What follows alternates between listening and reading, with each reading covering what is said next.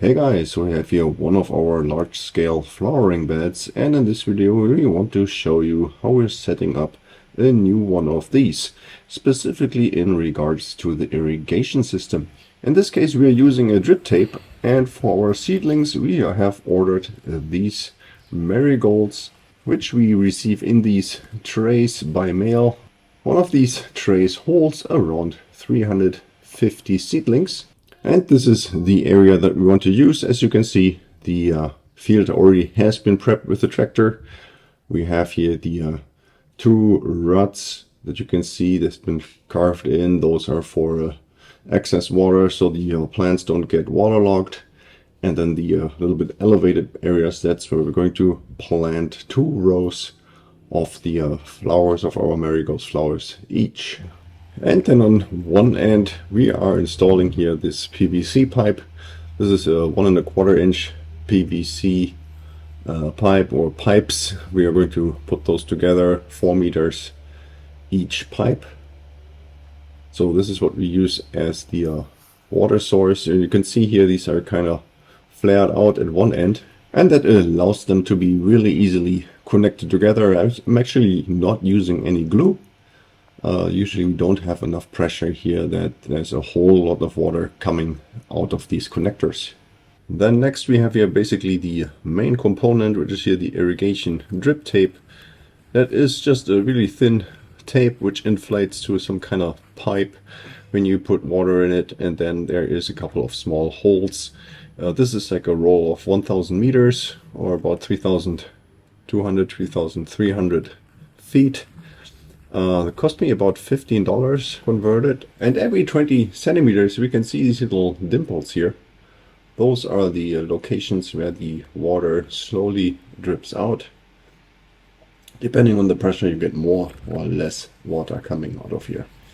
And then we have these connectors which connect the PVC pipe to our drip tape. So on the one side we have the little barbs which come with a rubber grommet to connect to the PVC pipe, and then this end here you can rotate or you can twist this little green piece here that then attaches or squeezes in the drip pipe. Make sure it doesn't detach. And here is this rubber grommet that I talked about before that goes right into the PVC pipe. And here I bought a whole bag, 100 pieces of these. This bag cost about $12. So now I'm going to mark the locations where I want to have the those connectors and the drip pipe connected to our PVC pipe. As I mentioned before, we have those little raised beds which are going to have 2 drip pipes going down each bed, so that we have 2 rows of our marigold flowers per raised bed. So I'm going to mark up here now the entire length of my PVC pipe. And then I have here my electric or my cordless drill, installed a small spade bit here, 16 millimeter, and I'm going to carefully create these holes here, trying to make them as smooth as possible. Right after drilling, you're going to clean it up a little bit, and then we can squeeze here the rubber grommet inside, and once that sits in place, and then we use here the one end of our connectors and just squeeze it in. You see you have 3 barbs. The first barb is actually smaller than the second 2 barbs. The second and third barb, we're just going to squeeze through the first barb. And then here we have a total of 7 pipes that we have now equipped with our connectors. And here you can see them, how they're laid out right by the side of our field.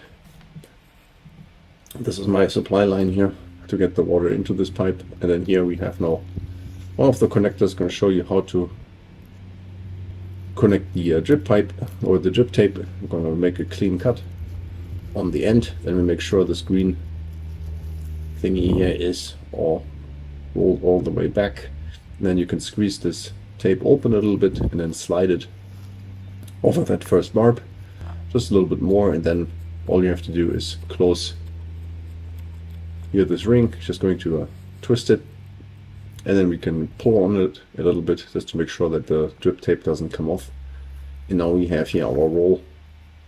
So now it's time to go for a walk. I'm going to put a stick right through the center. And then we're just going to take a walk here. And while we're walking, we're going to lay out our drip tape.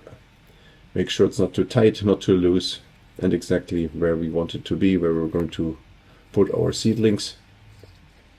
It doesn't have to be perfectly set at this point. Just make sure you have the correct length. And once we're at the end of our field, we're going to make another cut. We're going to make sure that we have a little bit left over, because we still have to close off the end of our drip tape. Since if we don't close that, then the water would just run out of there. Then on the left side here, you see this little lump of dirt that I wrapped the drip tape around. So I'm using this little trick to lay out the drip tape on my way back to the PVC pipe. This prevents the drip tape to accidentally move while I'm walking up there. And then of course eventually I will have to close off all the drip tapes, all the ends of the drip tapes. So you see this, I'm just using a small stick, wrapping the drip tape around, making a knot, and then sticking that stick right into the ground. And now here we can see the result after our seedlings have been set right next to the drip tape. What I didn't tell you before was I did run the water through the drip tape the night before for quite a while, just to make sure that this soil is nice and moist and wet, or not too wet but moist, and so that it's saturated and it's easier to plant our seedlings and safer for them, because you did see before this plot of land was completely dry. So now it is very easy to water our plants here twice a day, once in the morning, once in the evening. And before you know it, the plants are going to get quite big, and also they're starting to bud, and eventually they're gonna carry their flowers.